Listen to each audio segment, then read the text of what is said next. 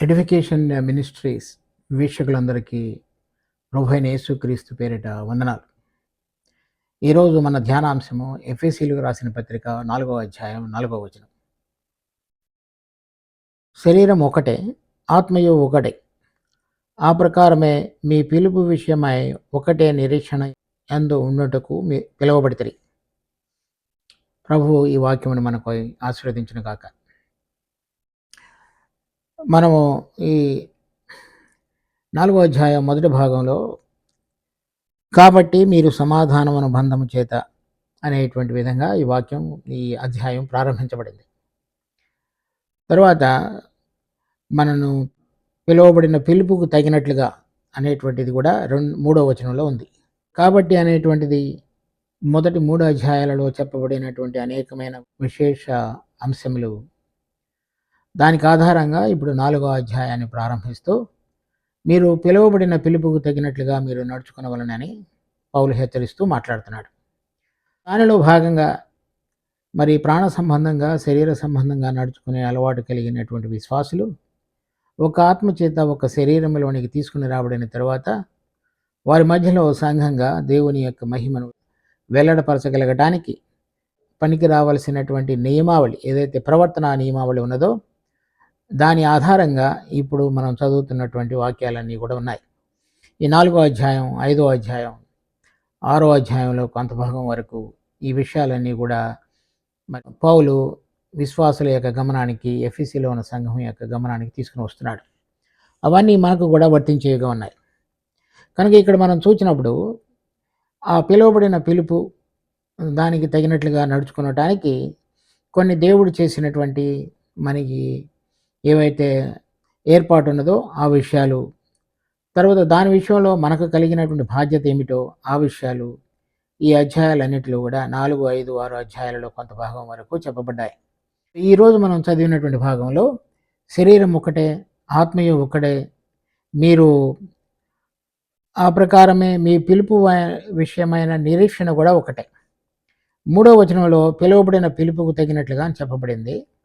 ఆ పిలువబడిన పిలుపు యొక్క నిరీక్షణ కూడా ఒకటే. అంటే శరీరం ఒకటే, ఆత్మ ఒకటే, నిరీక్షణ కూడా ఒకటే. ఇవి మనం పిలువబడినటువంటి పిలుపుకు తగిన విధంగా పనిచేసేటువంటి విధంగా దేవుడు అనుగ్రహించున్నాడు. వాటిలో మనం సరైన విధంగా దీర్ఘశాంతము కలిగి మరి సాత్వికముతో, వినయంతో నడుచుకున్నట్టు అనేటువంటిది ఎంతో అవశ్యం. దీనిలో భాగంగా ఈ శరీరం ఒక్కటే అనేటువంటిది కూడా మనం అర్థం చేసుకోవాలి. తర్వాత ఆత్మ ఒక్కడే అనేటువంటిది కూడా అర్థం చేసుకోవాలి, ఆయన ఎలా పనిచేస్తాడు అనేటువంటిది. ఆ నిరీక్షణ అనేటువంటిది కూడా ఒకటే, అది ఎలా మనలో ఉండి దేవుడు పిలిచిన పిలుపుకు కార్యసాధకం అవడానికి తోడ్పడేదిగా ఉన్నదో దానిని కూడా మనం అర్థం చేసుకోవాలి.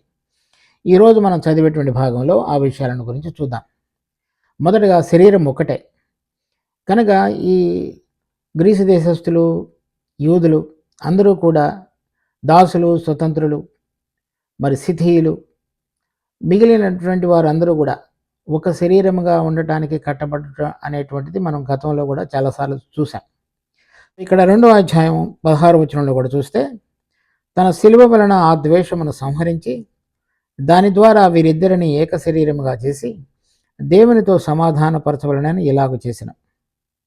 కనుక యూదులు, అన్యజనులు అంటే యూద మతంలోని వారు కారు అని అర్థం. అన్యజనులు అంటే అందరూ కూడా ప్రభువైన యేసుక్రీస్తు రాకమునుపు ప్రపంచంలోని సమాజం అంతయు కూడా 2 భాగాలుగా విభజించబడింది.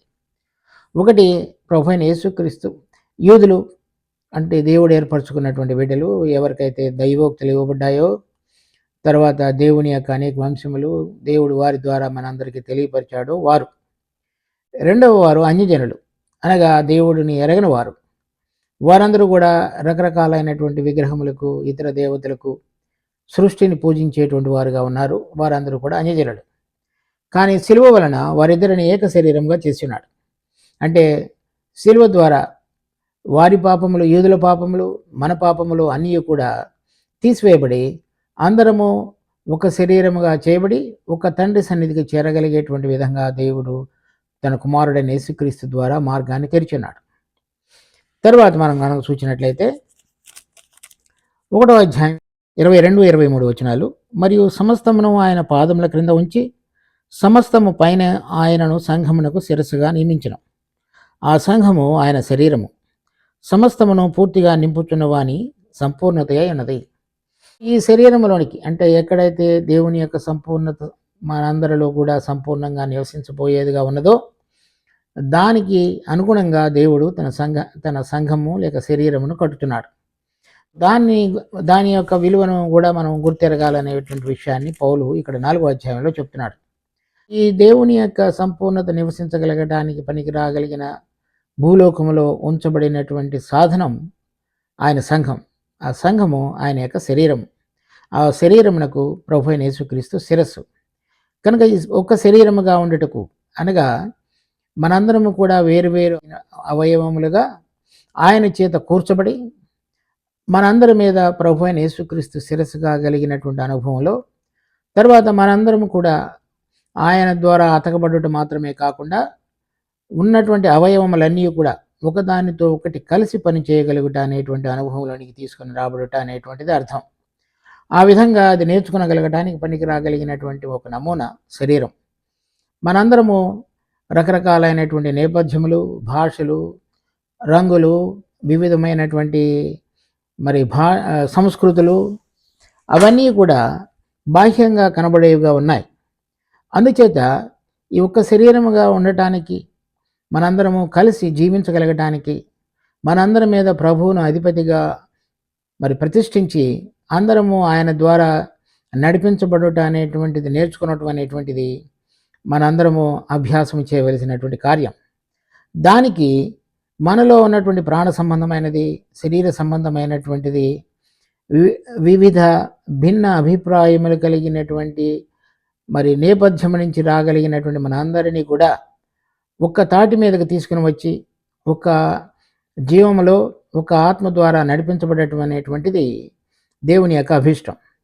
దానికి అనుగుణంగా మనలో ఉన్నటువంటి ప్రతిదీ కూడా సిలువ వేయబడినటువంటి అనుభవంతో మనం ఒక శరీరముగా ఉండటం అనేటువంటిది నేర్చుకోవలసినటువంటి బాధ్యత మన అందరి మీద ఉన్నది. తర్వాత కొలసీలకు రాసిన పత్రిక 1వ అధ్యాయం 24వ వచనం. ఇప్పుడు మీ కొరకు నేను అనుభవించుతున్న శ్రమల యందు సంతోషించుచు సంఘము అను ఆయన శరీరం కొరకు క్రీస్తు పడిన పాటలలో కొదవైన వాటి యందు నా వంతు నా శరీరమందు సంపూర్ణం చేయుచున్నాను. సంఘం అనేటువంటి శరీరం కొరకు ప్రభువైన యేసుక్రీస్తు పాడినటువంటి శ్రమలలో కొదవైనవి ఇంకా ఏదైనా ఉన్నట్లయితే అనగా తన పాలు ఏదైతే ఉన్నదో అది నిర్వర్తించడానికి తను ఆ విధంగా శ్రమ పడుతున్నానని చెప్తున్నాడు. అదేవిధంగా విశ్వాసులైన మనందరం కూడా మన పాలు ఆ సంఘం అనేటువంటి శరీరాన్ని సరైన విధంగా మరి పని చేయగలగటానికి ఏదైతే మనం ఎటువంటి అడ్డంకు లేకుండా ఉండటానికి శ్రమను పొంది దాని యొక్క క్షేమాభివృద్ధి కొరకు జీవించాలో దాని యొక్క అవగాహనలో పౌలు మాట్లాడుతున్నాడు. కనుక ఈ పిలువబడిన పిలుపుకు తగినట్లుగా నడుచుకునటంలో ఈ సంఘము అనగా ఆయన శరీరము ఆ శరీరము సరైన విధంగా పనిచేసి క్షేమాభివృద్ధి పొందగలగటానికి తన పాలు ఏదైతే ఉన్నదో తన వంతు అది తను చేయుచున్నట్లుగా పౌలు మాట్లాడుతున్నాడు. అదేవిధంగా అదే కర్తవ్యం మనందరికీ వర్తించేదిగా ఉన్నది. ఈ పిలువబడిన పిలుపు యొక్క ఔన్నత్యాన్ని మనం గనక గుర్తిరగగలిగితే దానిలో ఉన్నటువంటి దేవుని యొక్క సంపూర్ణత మన మధ్యలో నివసించాలి అంటే మనందరము కలిసి ఒక శరీరంగా పనిచేయటానికి ఎక్కడైతే సిలువను మోసి ఒకరినొకరు సహిస్తూ మరి సాత్వికంతో వినయంతో ఈ కార్యాన్ని ముందుకు సాగించాలో దాని యొక్క అవగాహనలోనికి రాగలిగి నేను వేరే వారి కొరకు శ్రమను అనుభవించుతున్నాను అని చెప్తున్నాడు. అది మనందరికీ కూడా ఎంతో ఉత్తమం. దాని యొక్క విలువను గుర్తెరిగిన వారి జీవితాలలో దేవుడు వారు ఇప్పుడు శ్రమపడినప్పటికీ మరి నిజమైనటువంటి ఆశీర్వాదాన్ని బహుమానాన్ని రాబోయే దినాలలో వారికి అనుగ్రహించబోతున్నాడు. తరువాత ఈ శరీరము ఒక్కటిగా పిలువబడుట అనేటువంటిది జ్ఞానరూపముగా అనేక మందికి తెలుసు, కానీ దాని యొక్క క్రమంలో పనిచేయటం అనేటువంటిది చాలా అతి తక్కువ మందికి మాత్రమే దాని యొక్క అనుభవమైనది. ఎందుకంటే ఆ విధంగా పని చేయగలగటానికి మనలను శిలువ అనుభవంలోనికి తీసుకుని వచ్చుకొని ఇతరులను ప్రేమించి ఇతరుల యొక్క మరి బలహీనతలలో మనము శ్రమను అనుభవించేటువంటి వారంగా ఉంచబడినప్పుడు మాత్రమే ఆ శరీరం యొక్క నియమము మరి అందరిలోనూ చక్కగా నెరవేర్చబడేటువంటి అవకాశం ఉంది. అటువంటిది లేనప్పుడు ప్రతి ఒక్కరూ కూడా వారి యొక్క స్వేచ్ఛను, ఇష్టాన్ని, కోరికలను, అభిష్టాలను నెరవేర్చడానికి చేసే ప్రయత్నంలో మరి శరీరం అనేటువంటి నియమం కాపాడబడటం అనేటువంటిది చాలా కష్టతరం అవుతుంది. కనుక ఎఫెసీలో ఉన్నటువంటి సంఘస్థులకు దీని యొక్క విషయంలో ఈ వారిని హెచ్చరిస్తూ శరీరం ఒక్కటే అని చెప్తున్నాడు. కనుక మనము వేరైనటువంటి ఉద్దేశములు కలిగి నుండి దానిని సరైన విధంగా పనిచేయటానికి ఏదైనా అడ్డంకు కలిగించే వారంగా ఉంటే దానిని పరీక్షించుకోవాలనేటువంటిది అతని యొక్క హెచ్చరిక. దాని తర్వాత రెండవ భాగంలో చూస్తే ఒక ఆత్మ అని చెప్పబడింది. చూడండి, మళ్ళా ఎఫెసీయులకు రాసిన పత్రిక 4వ అధ్యాయం. శరీరం ఒక్కటే, ఆత్మయు ఒక్కడే. ఈ ఆత్మ పరిశుద్ధాత్మ దేవుడు. అక్కడ పెద్ద అక్షరాలతో అచ్చుతో రాయబడినది. ఈ ఆత్మ మరి మన అందరిలోనూ ఆయన ఉన్నవాడై ఉన్నాడు. చూడండి, యోహాను సువార్త 14వ అధ్యాయం 16వ వచనం.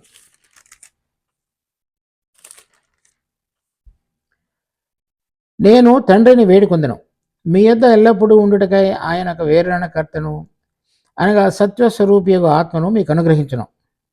కనుక ఆయన మనలో ఉండటానికి ఇవ్వబడినటువంటి వాడు పరిశుద్ధాత్మ దేవుడు. ఈ పరిశుద్ధాత్మ దేవుడు మనలో ఉండి మనతోటి మాట్లాడుతూ నడిపిస్తూ ఉంటాడు. కనుక వివిధ అవయవములుగా శరీరములో కూర్చబడినటువంటి మనందరిలో కూడా ఉంటూ పనిచేసేటువంటి వాడు కూడా ఒకడే ఆత్మ. కనుక ఒక ఆత్మలో పానం చేసినప్పుడు, అంటే ఒక్క జీవములోని మనం త్రాగుతూ నడిపించబడుతున్నప్పుడు ఆ శరీరముగా పని చేయగలగటానికి చక్కటి అవకాశంగా దేవుడు ఉంచుతున్నాడు దాన్ని అలా పని చేయగలగటానికి. దాని తర్వాత యోహాను సువార్త 15వ అధ్యాయం 26వ వచనం. తండ్రి యొద్ద నుండి మీ యొద్దకు నేను పంపబోవు ఆదరణకర్త అనగా తండ్రి యొద్ద నుండి బయలుదేరు సత్యస్వరూపి అయిన ఆత్మ వచ్చినప్పుడు ఆయన నన్ను గురించి సాక్ష్యం ఇచ్చును. ఈ సత్యస్వరూపి అయినటువంటి ఆత్మ తండ్రి యొద్ద నుండి వచ్చినప్పుడు మన కుమారుడిని గురించి, అంటే ప్రభు అయిన యేసుక్రీస్తుని గురించి మనకు సాక్ష్యం ఇచ్చేవాడుగా ఉంటాడు, మన ఆత్మలో మాట్లాడేవాడుగా ఉంటాడు. ఇది మనందరిలో కూడా ఆ ఒక్కడే ఆత్మ కనుక ఈ సాక్ష్యం ఇవ్వటం అనేటువంటిది ఒకరికి ఒక రకంగా, ఇంకొకరికి ఇంకొక రకంగానూ ఉండదు. ఆయన సత్యస్వరూపి అయిన ఆత్మ కనుక సత్యాన్ని గురించి, మరి నేనే సత్యమని చెప్పిన మన ప్రభువుని గురించి ఆయన మన అందరిలో కూడా ఒకే రకమైన సాక్ష్యాన్ని చెప్పుతూ ఆ శరీరంలో ఏ విధంగా ఇమిడి ఉండాలో, ఒక్కొక్క అవయవంగా ఏ విధంగా పని చేయాలో దానిని గురించి మనల్ని ప్రేరేపించుటకు పనిచేసేటువంటి వాడుగా ఈ ఆత్మ ఉన్నాడు. దాని తర్వాత యోహాను సువార్త 16వ అధ్యాయం 13వ వచనం నుంచి 15వ వచనం వరకు. అయితే ఆయన అనగా సత్యస్వరూపి అయిన ఆత్మ వచ్చినప్పుడు మిమ్మల్ని సర్వసత్యములోనికి నడిపించును. ఆయన తనంతట తానే ఏమీ బోధింపక వేటిని విననో వాటిని బోధించి సంభవింపబో సంగతులను మీకు తెలియచేయను. ఇక్కడ చూడండి, సత్యస్వరూపి అయిన ఆత్మ వచ్చినప్పుడు మిమ్మల్ని సర్వసత్యంలోనికి నడిపించడం. కనుక ఈ అవయవములుగా కూర్చబడిన శరీరంలో ఉన్న వివిధ నేపథ్యములు కలిగినటువంటి విశ్వాసులు అందరూ కూడా కూడి వచ్చినప్పుడు అందరిలోనూ ఉన్నటువంటి పరిశుద్ధాత్మ దేవుడు ప్రభు అయిన యేసుక్రీస్తుని గురించి సాక్ష్యమిచ్చుతూ మనలను సర్వసత్యములోనికి నడిపించేవాడుగా ఉన్నాడు. మన ప్రభువు ఈ లోకంలో ఉండగా నేను సత్యమునని చెప్పి ఉన్నాడు. ఆయన వెళ్ళిన తర్వాత పంపబడినటువంటి ఆత్మ ఆ సత్యములోనికి, సర్వసత్యములోనికి మనల్ని నడిపించేవాడుగా ఉన్నాడు. మిమ్మును అని రాయబడినది, నిన్ను అని రాయలేదు. అంటే మనందరినీ కలిపి అని అర్థం. కనుక ఎవరైనా నేను ఒంటరిగా ఉండి దేవుని యొక్క సర్వసత్యాన్ని తెలుసుకోగలను అంటే అది సరైన విషయం కాదు. మిమ్మును అనేటువంటి మాట మనందరినీ కలిపి ఆయన సర్వసత్యంలోనికి నడిపించడానికి సిద్ధంగా ఉన్నాడు. కనుక మనలో ఆ శరీరంలో కూర్చోబెట్టడానికి, ఆయన మనలో జరిగించేటువంటి పనికి ఇష్టపడి దానిని ఒప్పుకొనటానికి, లోబడటానికి మనలో గనక మనసు లేకపోతే ఆత్మ మనలను ఏ సర్వసత్యములోనికి నడిపించడానికి ప్రయత్నం చేస్తున్నాడో దాని యొక్క అనుభవంలోనికి మనం రాలేం. ఆ విషయాన్ని మనం అర్థం చేసుకోవాలి. వ్యక్తిగతంగా దేవుని యొక్క ప్రత్యక్షత మనకు ఎంత కలిగి ఉన్నప్పటికీ మన సంఘంగా ఒక శరీరముగా కూడి వచ్చినప్పుడు మనందరి మధ్యలో ఆయన ఉండి ఆయన మనలను సర్వసత్యంలోనికి నడిపించుట అనేటువంటిది గొప్ప భాగ్యం.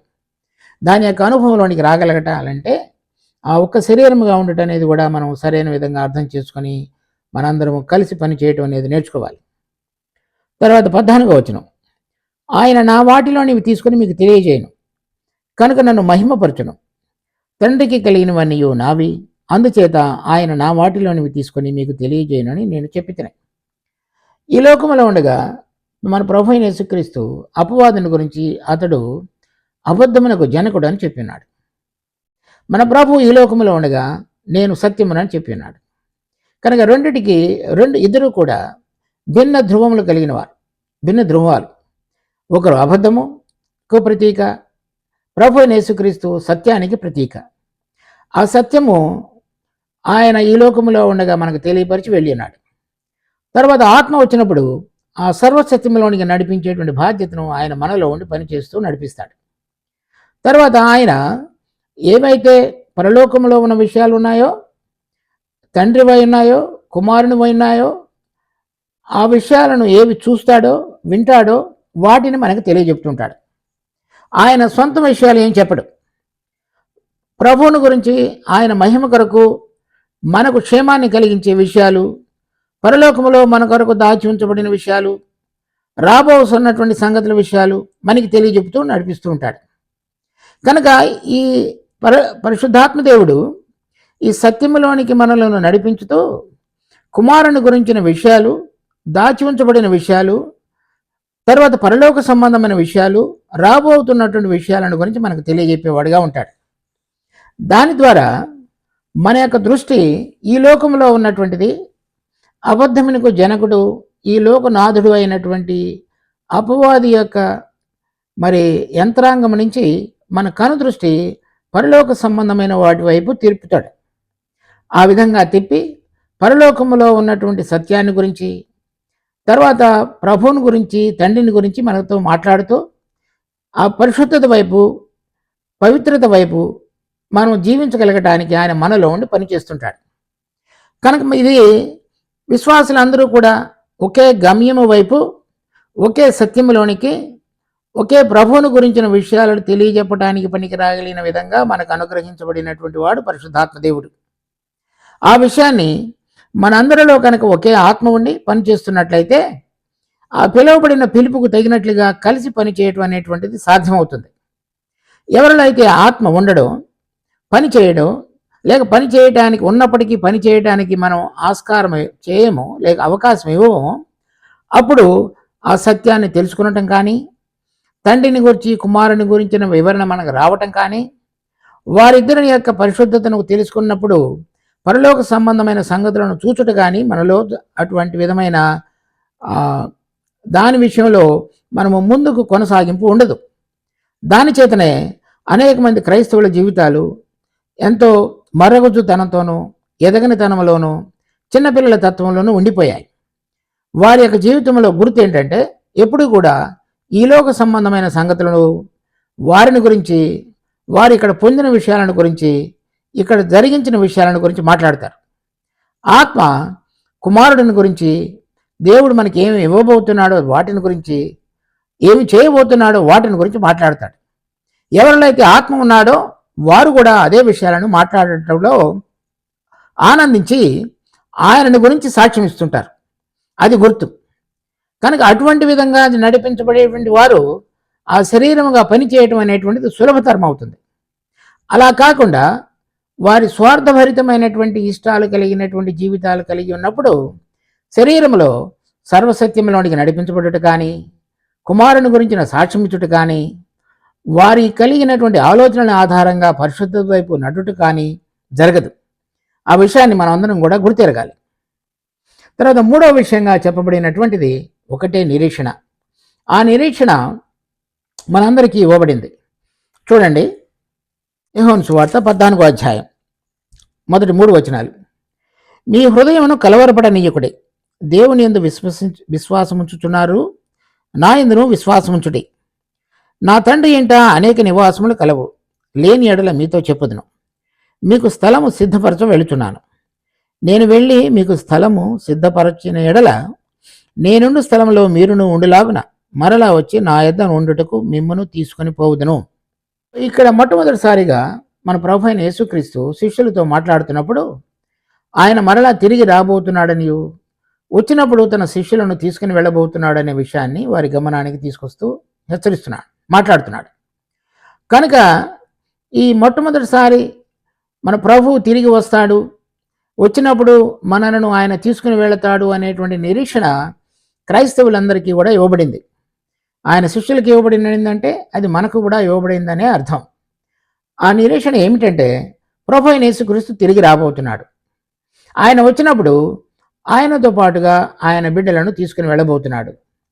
ఈ లోకంలో శరీర సంబంధమైనటువంటి విధంగా జీవించే మనము, ప్రాణ సంబంధంగా ఆలోచనలు కలిగి ఉన్నటువంటి శరీర తత్వం కలిగిన మనందరినీ కూడా పరలోకంలో ఆత్మస్వరూపిగా మహిమ కలిగిన వాడుగా, ఆ మహిమ దేహము ధరించుకునటానికి సిద్ధపరచబడగలిగినటువంటి వారుగా ఉండటానికి మనకు నిరీక్షణ ఇవ్వబడింది. అది ఎంతో గొప్ప ధన్యత.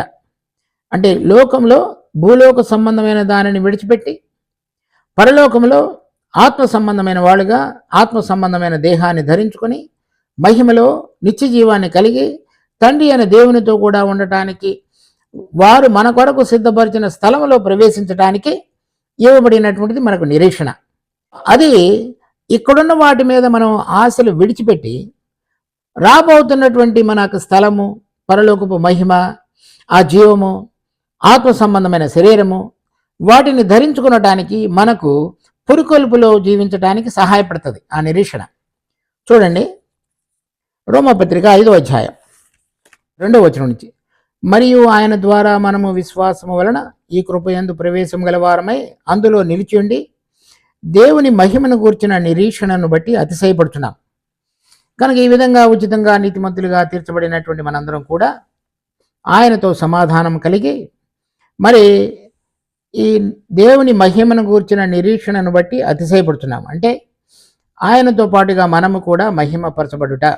ఆ మహిమ అనగా ఈ మరి దీన శరీరము మహిమ కలిగినటువంటి శరీరములోనికి మార్చబడి దేవుని సన్నిధిలో ఉండటానికి కావలసినటువంటి పరిశుద్ధతలోనికి మార్పు చెంది తర్వాత దేవుని జీవమైనటువంటి నిత్య జీవాన్ని సంతరించుకొని మరి ఆయన కోరిన విధంగా అక్షయమైనటువంటి విధంగా జీవించగలగడానికి పనికి రాగలిగినటువంటిది ఆ నిరీక్షణ.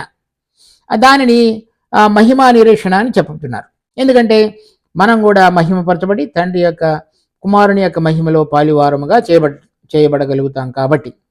దానిలో చెప్తున్నాడు 5వ వచనంలో, ఎందుకనగా ఈ నిరీక్షణ మనలను సిగ్గుపరచదు. మనకి ఇవ్వబడిన నిరీక్షణ సిగ్గుపరచదు. ఎలా అంటే మనకు అనుగ్రహించబడిన పరిశుద్ధాత్మ ద్వారా దేవుని ప్రేమ మన హృదయములలో కుమ్మరింపబడి ఉన్నది. ఈ నిరీక్షణ మనము పొందుతాము అనేటువంటి దానికి నిదర్శనంగా దేవుని ప్రేమ మనలో ఉండి ఆత్మ ద్వారా కుమ్మరించబడి మనము ఆ నిరీక్షణలో ముందుకు సాగటానికి, ఎదగటానికి, పరిపూర్ణతలోనికి రావటానికి, దేవుని ప్రేమను ప్రతిరోజు మన అంతరంగంలో రుచి చూడగలగటానికి పనికి రాగలిగిన విధంగా ఆయన పనిచేస్తుంటాడు ఆత్మ. తర్వాత రోమీయులకు రాసిన పత్రిక 8వ అధ్యాయం 23వ వచనం నుంచి, అంతేకాదు ఆత్మ యొక్క ప్రథమ ఫలములు నొందిన మనము కూడా దత్తపుత్రత్వము కొరకు అనగా మన దేహము యొక్క విమోచనం కొరకు కనిపెట్టుచు మనలో మనము మూలుగుచున్నాము. ఏలయనగా మనము నిరీక్షణ కలిగిన వారమే రక్షింపబడితిమి. ఈ నిరీక్షింపబడినది కనబడినప్పుడు నిరీక్షణతో పని ఉండదు. తాను చూచుతున్న దాని కొరకు ఎవడు నిరీక్షించును? మనము చూడని దాని కొరకు నిరీక్షించిన ఎడల ఓపికతో దాని కొరకు కనిపెట్టుదుము. ఇక్కడ కూడా మనకి ఇవ్వబడినటువంటి నిరీక్షణ గురించి మాట్లాడుతున్నాడు.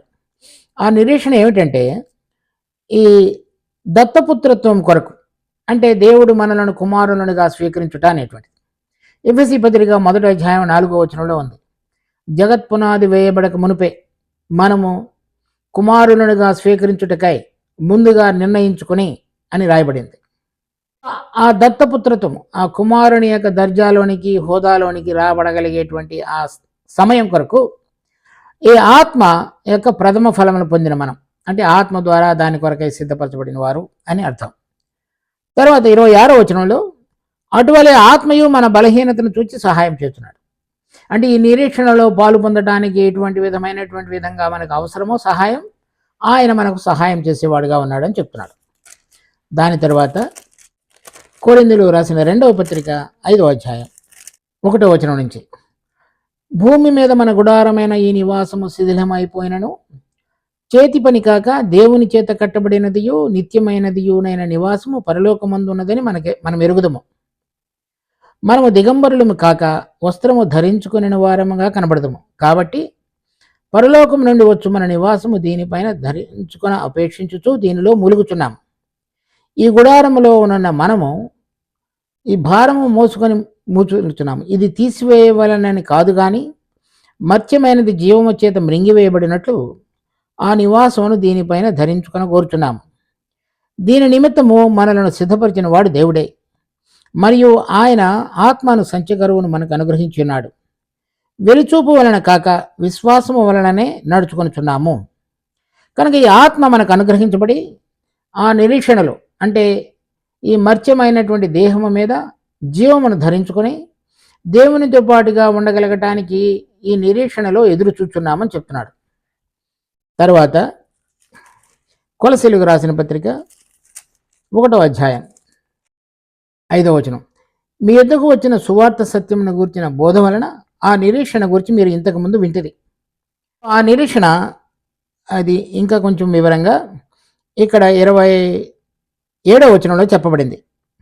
అన్యజనుల్లో ఈ మర్మము యొక్క మహిమైశ్వర్యం ఎట్టిదో అది అనగా మీ యందున్న క్రీస్తు మహిమా నిరీక్షణ అయి ఉన్నాడన్న సంగతిని దేవుడు తన పరిశుద్ధులకు తెలియపరచగోరి ఇప్పుడు ఆ మర్మమును వారికి బయలుపరచను. అంటే మనలో విశ్వాసం ద్వారా జీవించుతున్నటువంటి ప్రభు అయిన యేసుక్రీస్తు మనకు మహిమా నిరీక్షణ అయి ఉన్నాడు. ఆయన యోహాను సువార్త 14వ అధ్యాయంలో చెప్పినట్లుగా శిష్యులకు అది మనకు కూడా వర్తింపచేసి ఆయన మనలో ఉండి ఆయన వచ్చి మనలను తీసుకుని వెళ్ళటానికి పనికి రాగలిగిన విధంగా విశ్వాసం ద్వారా మనలో పనిచేస్తూ మనము ఆ లోకమునకు ఆయనతో పాటుగా ఉండటానికి పనికి రాగలిగిన విధంగా మార్పును తీసుకుని వచ్చే ప్రయత్నం మనలో జరిగించుతున్నాడు. అది మనకు నిరీక్షణ. దాని తర్వాత కొలసీలకు రాసిన పత్రిక 3వ అధ్యాయం 4వ వచనం, మనకు జీవమైన క్రీస్తు ప్రత్యక్షమైనప్పుడు మీరును ఆయనతో కూడా మహిమపరచబడుదురు. ఇది మన కొరకై ఇవ్వబడినటువంటి నిరీక్షణ. మన ప్రభు అయిన యేసుక్రీస్తు వచ్చినప్పుడు, మనకు జీవమైన ఆయనతో వచ్చినప్పుడు మనము కూడా మహిమపరచబడతాం. ఈ మహిమపరచబడటం అనేటువంటిది దేవుడు మనకు అనుగ్రహించినటువంటి నిరీక్షణ. చూడండి, ఫిలిప్పీయులకు రాసిన పత్రిక 3వ అధ్యాయం 20-21 వచనాలు, మన పౌరస్థితి పరలోకమందున్నది. అక్కడ నుండి ప్రభు అయిన యేసుక్రీస్తును రక్షకుని నిమిత్తము కనిపెట్టుకుని ఉన్నాము. సమస్తమును తనకు లోపరుచుకొనజాలని శక్తిని బట్టి ఆయన మన దీన శరీరమును తన మహిమగల శరీరమునకు సమరూపము గల దానిగా మార్చును. ఇప్పుడు మనం చూసినటువంటి అనేక భాగాలలో మన శరీరము దీన శరీరం ఇప్పుడు ఇక్కడ ఉన్నటువంటిది నశించిపోయేటువంటిది, మర్త్యమైనటువంటిది, ప్రాణ సంబంధమైనటువంటి జీవం ద్వారా నడిపించబడేటువంటిది. అది మార్చబడి ఆత్మ సంబంధమైన జీవము కలిగిన మహిమ కలిగిన పరిశుద్ధమైన పరలోక సంబంధమైనటువంటి స్థలములలో నివసించడానికి పనికి రాగలిగిన విధంగా మార్చబడుతుంది. అలా మార్చబడినప్పుడు మనము ఆయనకి కుమారులుగా స్వీకరించబడతాం. తర్వాత వారు మనకి సిద్ధపరిచినటువంటి స్థలములలో ఉంచబడతాం. ఇది మనకు ఇవ్వబడినటువంటి నిరీక్షణలోని కొన్ని భాగాలు. దానిని ఆధారంగా చేసుకుని ఈ శరీరంలో కూర్చబడిన వివిధ నేపథ్యములు కలిగిన విశ్వాసులందరూ కూడా ఒకే స్థలంలో ఒకే మహిమను ఒకే తండ్రికి దగ్గరగా జీవించగలగటానికి పనికి రాబడినటువంటి వారమని గుర్తు చేసుకోవాలి. అలా మన పిలుపు పరలోక సంబంధమైనదని, మనందరము ఒక శరీరముగా ఉన్నామని, ఒక ఆత్మలోనికి తీసుకుని రాబడి ఉన్నామనే విషయాన్ని గుర్తెరిగినప్పుడు ఈ శరీరము ఒకటిగా పనిచేయటం అనేటువంటిది సాధ్యపడుతుంది. దాని యొక్క అనుభవంలోనికి మనం రావటానికి దేవుడు మనందరిలో కూడా పనిచేసేవాడుగా ఉన్నాడు. చివరిగా ఇంకొక విషయాన్ని కూడా మనం చూడాలి. ఒక శరీరముగా ఉండటం ఎలా జరుగుతుంది అంటే, కొరింథీయులకు రాసిన మొదటి పత్రిక 12వ అధ్యాయం 13వ వచనం, ఎలాగనగా యూదులమైనను గ్రీసు దేశస్థులమైనను దాసులమైనను స్వతంత్రులమైనను మనమందరము ఒక శరీరములోనికి ఒక ఆత్మ యందే బాప్తిజము పొందితిమి, లేక ఒక శరీరముగా ఉండటకు అని రాయబడింది పక్కన మార్జిన్లో. ఈ ఒక శరీరముగా ఉండటానికి చేయబడేటువంటి కార్యం ఆత్మ జరిగించేది. కనుక చాలా చోట్ల ఆ సంఘాలలో విభేదాలు కలిగినప్పుడు వారందరూ కూడా మనిషి ప్రయత్నం ద్వారా ఒక శరీరముగా ఉండటానికి ప్రయత్నం చేస్తుంటారు. మనము ఒక్క శరీరముగా ఉండటానికి ఏ మనిషి చేయలేడు. కానీ ఒక శరీరముగా చేయబడినటువంటి విషయంలో వారు ఐక్యతను కాపాడుకొనగలరు. ఆ ఐక్యతను సిలువను మోయటం ద్వారా జరుగుతుంది. మనము వేరే వారి కంటే తక్కువని, వేరే వారు మనకంటే జనులని ఎంచుకున్నప్పుడు జరుగుతుంది. అంతేకాని ఒక శరీరముగా మనం ఎవరము చేయలేము. ఆ విషయాన్ని మనం గమనించాలి. కనుక ఒక శరీరముగా ఉండటానికి చేసేటువంటి కార్యము ఆత్మ. ఈ ఆత్మ మనలను సర్వసత్యంలో నడిపించేవాడుగా ఉన్నాడు. ఈ ఆత్మ మనకు నిరీక్షణ కూడా ఇచ్చేవాడుగా ఉన్నాడు. చూడండి, రోమిలు రాసిన పత్రిక 5వ అధ్యాయం. ఎందుకనగా ఈ నిరీక్షణ మనలను సిగ్గుపరచదు, మనకు అనుగ్రహింపబడిన పరిశుద్ధాత్మ ద్వారా దేవుని ప్రేమ మన హృదయములలో కుమ్మరింపబడినది. ఈ నిరీక్షణకు మనలో ఈ ఆత్మ ఆ నిరీక్షణ విషయమై ఏమేమి చేయాలో దాని విషయంలో ఆయన మనలో ఆ కార్యాన్ని జరిగించి ముందుకు సాగిస్తాడు. తర్వాత 8వ అధ్యాయంలో కూడా అదే విషయాన్ని చూస్తాం. 26వ వచనంలో, అటువలే ఆత్మయు మన బలహీనతను చూచి సహాయం చేస్తున్నాడు. ఆ పిలువబడినటువంటి నిరీక్షణలో మనం నిలిచి ఉండి ముందుకు సాగగలగడానికి ఈ లోక సంబంధంగా ఉన్నటువంటి అలవాటు జీవితం కలిగిన మనందరిలో ఆ బలహీనతలను గుర్తెరిగి ఆత్మ దేవుని సన్నిధిలో ఏ విధంగా ప్రార్థన చేసి ఆ నిరీక్షణలో స్థిరంగా ఉండాలో మనకు తెలియపరుస్తుంటాడు. దాని తరువాత 2వ కొరింథీ 5వ అధ్యాయం 5వ వచనం, దీని నిమిత్తము మనలను సిద్ధపరిచిన వాడు దేవుడే, మరియు ఆయన తన ఆత్మను సంచకరువును మనకు అనుగ్రహించున్నాడు. సో ఈ నిరీక్షణలో పాలు పొందుతాము అనేటువంటి దానికి భయానగా పరిశుద్ధాత్మ దేవుడిని తండ్రి అయిన దేవుడు మనకు అనుగ్రహించున్నాడు. ఆయన మనలో ఉండి కుమారుడు రాబోతున్నాడు, మహిమలోనికి మిమ్మల్ని తీసుకుని వెళ్ళబోతున్నాడు. దానికి తగిన విధంగా పరిశుద్ధమైనటువంటి పరలోక సంబంధమైన జీవం మీలో ఏ విధంగా పనిచేయాలో ఆ బలహీనతల్లో మనకు జ్ఞానం అనుగ్రహిస్తూ సత్యంలోనికి నడిపిస్తూ మనలను కట్టేటువంటి వాడు కూడా పరిశుద్ధాత్మ దేవుడే. తరువాత గలతీలు రాసిన పత్రిక 5వ అధ్యాయం 5వ వచనం, ఏలయనగా మనము విశ్వాసం కలవారమై నీతి కలుగును అను నిరీక్షణ సఫలమగునని ఆత్మ ద్వారా ఎదురు చూస్తున్నాం. ఈ విధంగా ఇక్కడ కూడా ఆత్మ మనం ఈ లోకంలో నీతిగా దేవుడు కోరిన విధంగా జీవింపగలుగుతాము అనేటువంటి దానికి నిరీక్షణ ఇచ్చిన వాడు కూడా ఆత్మ.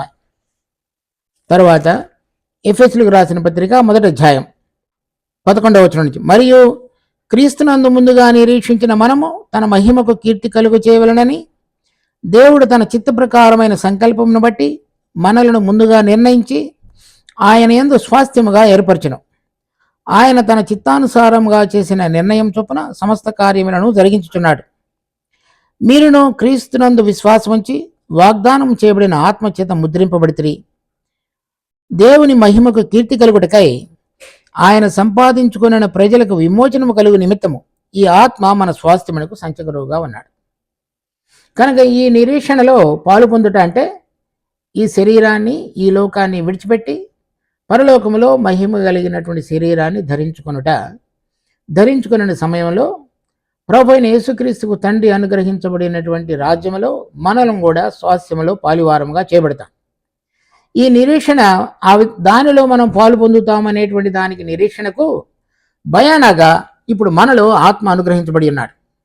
అది మనం గుర్తించవలసిన విషయం. కనుక ఈ పిలువబడిన పిలుపుకు తగినట్లుగా నడుచుకునే విషయంలో దేవుడు ఆత్మ ద్వారా మనందరినీ కూడా ఒక శరీరంగా కట్టి ఉన్నాడు, ఒక ఆత్మలోనికి బాప్తిజం పొందేటట్లుగా.